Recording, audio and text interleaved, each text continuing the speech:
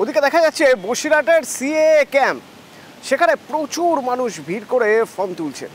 এরা বাংলাদেশ থেকে আসা শরণার্থী। আমার সঙ্গে অনুপম রয়েছেন সরাসরি। অনুপম, গতকাল বিকেলে ঘোষণা করা হয়েছে আজ থেকে রাজ্যে এসআইআর স্পেশাল ইন্টেন্সিভ রিভিশন হবে। তো আজ কত মানুষ এসেছেন ক্যাম্পে নাম তোলার জন্য, আর আমি যদি গত এক সপ্তাহের খতিয়ান দেখি কত মানুষ আসতেন নিয়মিত?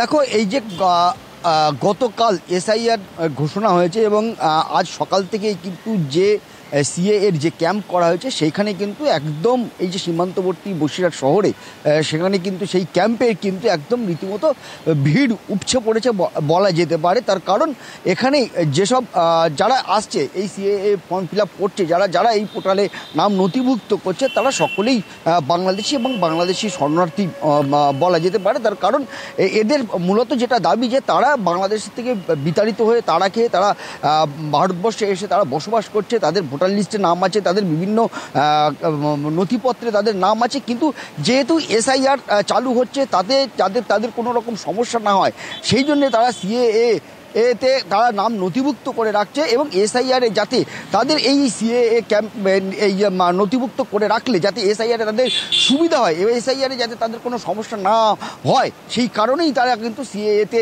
এই নাম নথিভুক্ত করছে। এবং গত 15 দিন ধরে কিন্তু আমরা এই সিএএ ক্যাম্পে কিন্তু রীতিমতো আমরা লোক দেখেছি, কিন্তু কালকে ঘোষণা হওয়ার পরে কিন্তু আজ সকাল থেকে এত লোক দেখা যায়নি আগে। ধন্যবাদ।